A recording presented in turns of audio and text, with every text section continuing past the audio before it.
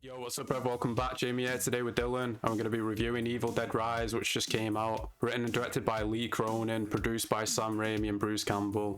And before we get into spoilers, Dylan, just your quick thoughts about the film. What did you think? Eh, Yeah, been there, done that. I think me and you were on the same page throughout the entire run of like the build up towards this with all the trailers. Like we weren't hyped. We were like, okay, all right, let's see what they do. And it's like, well, there's no Bruce Campbell, which okay, no Ash, that's fine, I guess.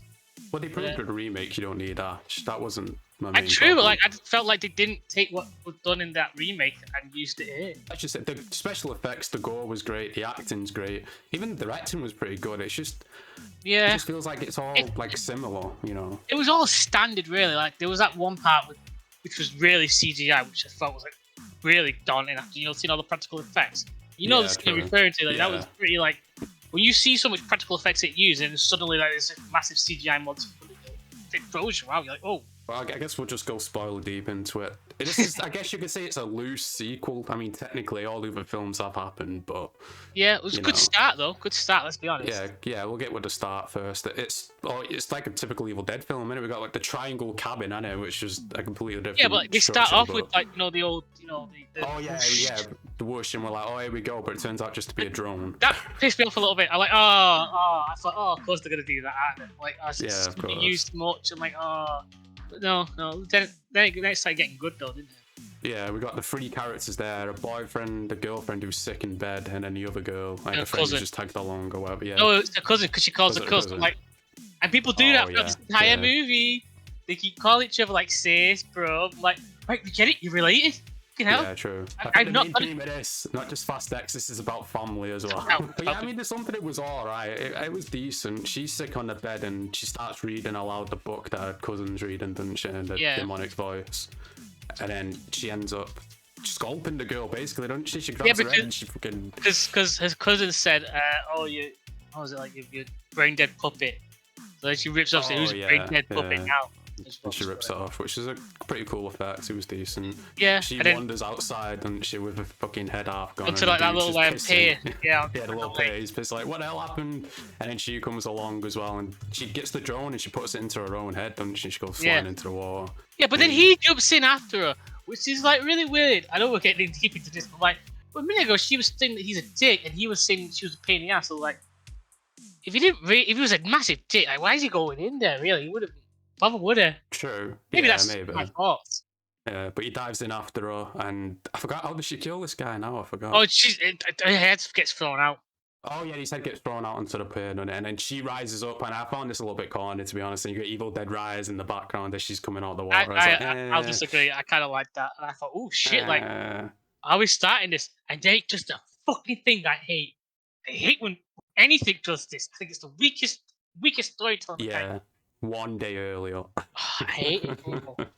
I hate it. It is annoying. It really is, because you're like, let's carry on from here, and it's like, no, we got to go back and do all this slow building up again now. Yay. Yeah. So then we go to it's like a rave, in it, like a party. Yeah, some sort of like plans. Yeah. And she's in the toilet doing a pregnancy test. I can't remember her name. Beth. They're calling her Beth. Yeah. And Ellie's the mum. Yeah. Yeah, so Beth's doing the pregnancy test, and do we find out if she is pregnant at that point? I don't think we see there. Well, I think you were saying it before, like her reaction sort of shows that she is. Yeah, and then later on, her stomach starts hurting as well. But again, we don't get it said outright. She arrives at her sister's apartment, doesn't she? Ella. And she's Beth arrives at Ellie's apartment. Yeah, she's living there with 3 kids. The husband's gone. We don't really. Do we see a picture of him? I think at first I thought it was gonna be like a character we knew, but I guess not. No. That was a non-starter. Like, you might as well have said he was dead. Yeah, true. That would have been more. Like, you might as well not had him in there. Beth's like ideal, perfect family, so she's gone there to like get advice because she's pregnant, to then find out that it's falling apart. And she's not been. She had the messages from her sister, didn't she? But she never listened to it or whatever. This apartment building is going to be demolished in a month, so there's barely any people living there, and there's like 3 other people. I didn't even realize that actually. Yeah, they make it a point. But I was like, well, if it's going to be demolished in a month, shouldn't you start packing now? Like, why have you not got your stuff? Like, yeah, like I've worked in construction. Now I know that you can't like suddenly kick people out and then you start knocking the building down straight away.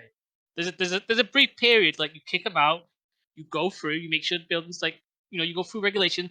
It takes a while before you just start knocking a building down. But eventually, an earthquake happens, doesn't it? And the floor Oh, cracks. they go and off a pizza, don't they? They go out for pizza, which is Henrietta's pizza, which was a nice callback, but the rest of the callbacks later on, the 2 on the nose, that was a little more like, hidden, but when you're just stealing light, we'll get into it later, no more. But yeah, the earthquake happens, doesn't it? And the ground like breaks up. Yeah, they mentioned that used to be an old bank. Yeah, it was like a ghost story or whatever. Making a weird doll thing. Yeah. So Danny, which is I think his name is. Yeah, which is what the bank, don't it? Yeah, which is what I get into, because I was liking the whole family dynamic. Like, I was liking these kids. I kind of got into them. I thought they were fairly interesting. Well, they all like the mum was a tattoo artist, wasn't she? Yeah. One of the girls was like a pro, she was making signs, wasn't she? And stuff. One of them wants to be a DJ, Daniel. Yeah, and then the little girl's just making like, I don't know what you would say, like artistic stuff. Yeah, like they're also like weird people. It would have been people that you might have been friends with back in the day. Yeah, at least they had something going. They weren't just generic, like I'm a character in this film. That's it. So at least, they were fleshed out. Like I said, my main problem is just they didn't really push the envelope. They didn't really do anything new. I mean, but we'll get to it when we get to it. But the Necronomicon, they find it downstairs, don't they, in the bank vault, surrounded by all these priestly things. Yeah. So he goes back up, and there's a vinyl records, isn't there, as well? Yeah. And that's how he starts playing it. And Bruce Campbell does one of the voices. I think it's the first voice. Obviously, it's not the priest himself, but you can hear Bruce's voice. And yeah, so that was a nice little weird chant things. Yeah. I said this, like, I don't know who's doing the voice of the priest, but I'm surprised it wasn't Ted Raimi. Sure, I'm surprised Ted Raimi. But like you said before, I think it would have been cool, like you said, if he was one of the tenants. Yeah. And I mean, like, if he need a lot of lines, does he? Because because there's a scene where like she's killing everyone outside. Like, surely you could have a scene where like Ted just like pops his head out, to see what's going on, and suddenly comes off. Yeah. She suddenly kills him like straight away. Like, that would have been. That. But the story, the Army of Darkness, they had 3 Necronomicons, didn't they? So this is where they're going with it. So the original timeline, we know that's one book. The remake's the other book, and then this is the final book, I'm guessing. Yeah, which I think is maybe it's all about what happens in the maybe like these timelines maybe diverge depending on what happens with Bruce in the 3rd movie. True. Yeah. You know what I mean? That's a whole different video, that, and we can get into depth on that, because there's, the mum gets possessed inside the lift, doesn't she? And the wires start. I thought it was getting a repeat of the original there. I thought that as well. Like, I was listening about to nudge you going, there we go. In an elevator this time. No, it's not in the woods. Oh, wow. But that is pretty new. I think this is where she gets killed, isn't it? Because her arm gets like fucking broken and shit. And yeah, they start like playing her like a marionette. It's a lot pretty cool. So, wait, this is where I blank out a little bit now. So she's dead. They bring her back into the room, don't they? No, she comes back into the room. Well, the Deadite comes back in. Oh yeah, she does. Yeah, and she goes to the kitchen because like there's a storm going on. It cuts out the power. Right. Yeah. Is this the part where she uses the tattoo gun on the girl's face? No. No. Yeah, this is during that. Like, she's in cooking the eggs. Oh, she's cooking the eggs. Yeah. She's talking about, I had a dream. We were in the field, and I loved it. And everything. And the only thought I was thinking about was like, I could cut you all open, and we could all be together or whatever. And then she jumps out, doesn't she, at one of them? Yeah. I know. Then one of the guys, one of the tenants, comes out before. No, she does the tattoo thing first, doesn't she? No, she doesn't. She does this later, because then she dies, because she starts throwing up. She's puking all that things out. She says, don't let them get my babies.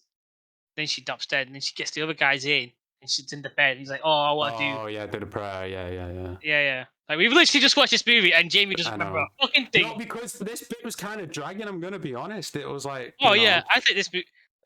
How long was this movie that you were literally looking at? It was an hour and 40. I don't think it was an hour and a half. Alright, okay. Like, an hour 40 is pushing it. I think any horror movie at max should be an hour 30 or an hour 40. Yeah, I agree. But eventually, anyway, she does the tattoo on the girl's face. That's how she gets possessed in it. Because the rule is you need to... Well, I say that, but even in a TV show, people just get possessed anyway, don't they? But usually it's like you need to get, like, harmed or some sort of liquid goes inside you. Or die or something like that. So you need to be infected in some sense. Yeah, so that's how she gets infected by the tattoo thing on the eye or whatever. But they managed to get... No, because, like, before, like, that, when she wakes up, she's, like, boiling hot because they think she's dead. Oh, yeah, and they put her in the bath. Yeah. And you get that line. How do you think get that line? People love it, like mummies with the maggots now. It's in key with Evil Dead, but, like, it's, like, a low-key thing you would hear in Evil Dead. Yeah, I've just seen a lot of people hyping it up. Not imaginative for Evil Dead. True. Like another horror movie, like fucking Insidious or Paranormal, or whatever modern day horror movie. Like, yeah, that line might be cool, but like in like an Evil Dead movie, like this is the problem when Sam's not writing. Like he kind of gets what like he can write these characters of the Deadites and demons. Yeah, He like kind of understands. I've heard Summer's final say of the film, but obviously he don't write it or anything. He chooses the directors, don't he? And then, Yeah, but says like you need a bit how of much? this, a bit of that. Yeah, but how much final say does he actually have and does actually take place? You know what I mean? Is that True. just so? Yeah, we So don't know someone the ins and says outs. to make people like me and you go, oh, if he gets final say, then well, this is clearly Sam's final vision, so we'll go and see it. Like this, as Could Sam be either one. outright said, I get final say. This is. I don't think he has, to be honest. I think it's just people saying that. That's what I'm But saying. eventually they get her into the hallway, don't they? And she goes on a rampage. She kills the first kid, and you were like, oh, first time to kill a kid in Evil Dead, but it wasn't the last. Like, well, actually, I don't know the age of these. I guess they're all. Well, what age have to be in America to drive? 16, I think. 16, yeah. So I'm guessing Daniels must be 16. I think he's the oldest, isn't it? Yeah. So she must be 6. The other one must be 16 at least because you were saying you need to get your driving to the drive. Hmm. So the little girl must be at least, I'm going to say 8 to 9. Yeah, but I'm talking about because they come over before, don't they? Like, we're going to watch all the Freddy films, even the shit ones. It's like, none of them are shit. Oh, no, I think there's a review series on this channel that might say otherwise. But that kid, obviously not the tall one, the smaller one. He was him as a kid. Yeah. He was definitely 6 or 7. I guess the others were teenagers, but still you see him go flying inside the hallway, don't you?